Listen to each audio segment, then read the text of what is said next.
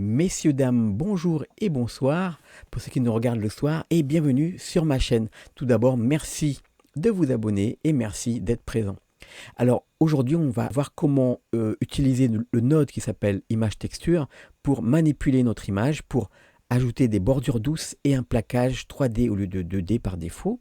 On va voir également comment utiliser une image pour influencer notre matériel au niveau de sa couleur, de son brillant, de son lustre et de son aspect, de son bump. Voilà, donc c'est parti pour à peu près 11 minutes. Bon blends. Alors la première chose qu'on va faire, c'est qu'on va activer Node Wrangler dans Édition Préférences, Add-on, et on va activer Node Wrangler. Donc là, on va commencer notre premier matériel complexe. Donc là, on va prendre la tête, je vais faire un slash pour isoler. Et on va faire à partir de le matériel qui s'appelle tête, on va y mettre une texture image et on va la plaquer dessus. On va regarder comment on peut jouer avec les influences des textures pour arriver à quelque chose de sympa. Donc je vais déjà me servir de Node Wrangler, je fais un CTRL T ici. Et avec Node Wrangler, donc on a ajouté toutes ces nodes ici qui nous permettent de gérer au mieux nos textures. Donc là, on a une image texture. Je vais aller chercher une texture dans mon pack de Blender Foundation. Texture CD, donc, qui est maintenant passé dans le domaine public. Vous allez le retrouver dans Blender Cloud. Donc là, je vous donnerai le lien dans la description. Et ça, voilà. Là, j'ai un métal et une texture qui va bien. Donc là, on a la texture panel boîte B, et je vais la mettre ici en Generate.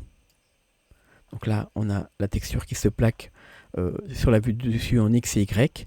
Pour l'avoir en X, Y, Z, on va passer la texture en 3D, donc en box, en 3D. Donc là, elle est appliquée directement en 3D. Les quatre façons appliquées avec la même texture. Ça se voit pas trop. Et là où ça se voit ici, dans l'intersection, on peut changer ici le blend et on peut, vous voyez ici, ça change le blend, la manière de se superposer dans les angles ici. Hein. Donc là, ça passe très bien. Alors cette texture image que vous voyez là, je vais m'en servir pour le métallique, pour le ruggedness et pour mon bump, ici, pour ma normale. Je vais ajouter Shift A, un converteur color ramp. Je le relie ici. Et je vais le relier ici à ma ruggedness. Alors la ruggedness, c'est la rugosité. Plus je vais vers là, plus je m'approche du 1, plus je suis rugueux. Donc là, ça ne brille pas. Et plus je m'approche de 0, moins je suis rugueux. Donc je suis plus brillant, lisse. Donc là, le noir va être tout ce qui va être lisse. Et le blanc va être tout ce qui va être mat. Donc ce que je veux, moi, c'est que tout ce qui est blanc ici, et gris en fait, soit dans les tons blancs. Donc je vais relier ici, je regarde déjà. Ruggedness, pardon. Et là, si je vais contraster et j'ai plus de parties blanches, eh bien ça va moins se briller. Et ici, les parties sombres, ici, elles vont briller. Alors je vais faire l'inverse, donc je vais inverser ici les deux petits slots. Et voilà, donc là j'ai quelque chose de très brillant ici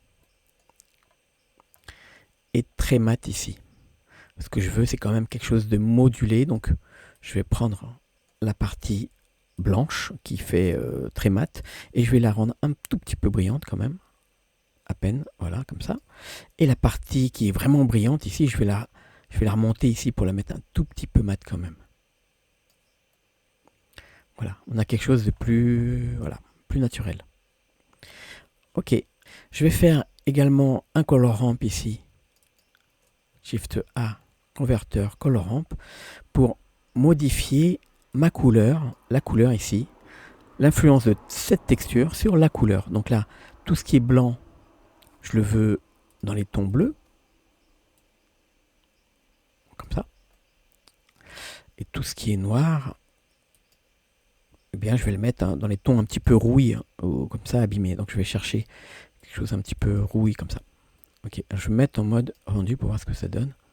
C'est pas mal. Alors je vais faire apparaître l'ensemble. Et alors entre les deux, ici, pour la partie rouille, je voudrais que... Alors là, c'est... Ok. Je voudrais qu'entre les deux, on ait un petit liseré. Alors je vais rajouter un petit liseré blanc. Je vais cliquer ici, je vais changer la couleur par quelque chose de blanc. Peut-être pas blanc, blanc, blanc, mais voilà. Là maintenant, je vais regarder comment je peux répartir donc cette petite l'aiguille et je vais la répartir ici. Alors comme ça, c'est pas mal. Donc on a quelque chose d'intéressant. Maintenant, moi je veux pas que le trait se retrouve au milieu du visage.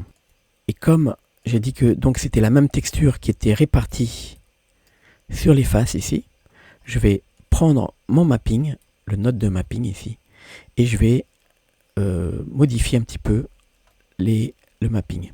Donc là déjà en location, XY, si j'appuie sur Shift et je vais me déplacer, je vois que je peux déplacer la texture. Donc je vais la mettre dans le coin comme ça. Pour ça, je vais déjà l'agrandir un tout petit peu. Alors je vais sélectionner les trois, j'appuie sur Shift et j'avance un tout petit peu. Alors je réduis un tout petit peu du coup pour agrandir ma texture, pour qu'elle arrive un peu dans les angles ici. Et là maintenant je vais la déplacer. Ok, pour qu'elle touche les deux côtés. Je vais faire la même chose avec les Y. C'est pas mal comme ça du coup. Je vais le laisser comme ça. Et sur les Z, il n'y a pas de répétition dans ce sens-là. Non, bon, alors je vais laisser sur les Z, peut-être le petit coin ici, comme ça dans le coin là. Comme un coup ici. Voilà, là c'est pas mal. Shift, comme ça. Et le blend, on va se rapprocher pour regarder ça. Voilà, le blend comme ça, il passe bien. Ok, donc là on vient d'utiliser la texture sur la couleur, l'influence de la couleur et du roughness. On peut également l'utiliser sur le métallique, mais pour l'instant ça passe comme ça. Donc là ce que je vais faire, je vais ajouter Shift A un nouveau color ramp. Et là je vais ajouter Shift A un vecteur bump. Le vecteur bump, je le pose ici. Je vais le relier à la normale. Et ici la couleur vers la hauteur, Ake. Je vais maintenant relier donc ma couleur au facteur ici. Alors là, le bump, il est hyper puissant, vous voyez, ça l'a pris partout. Ce que je vais déjà faire, c'est que je vais prendre le blanc, je vais glisser pour le rapprocher, pour qu'il y ait des parties en fait qui soient pas avec du bump. Alors le blanc, c'est trop élevé. Je vais prendre une couleur ici, gris moyen. Voilà. Et là, ici, le noir, c'est trop enfoncé, on va dire. Je vais prendre une voilure un peu plus basse.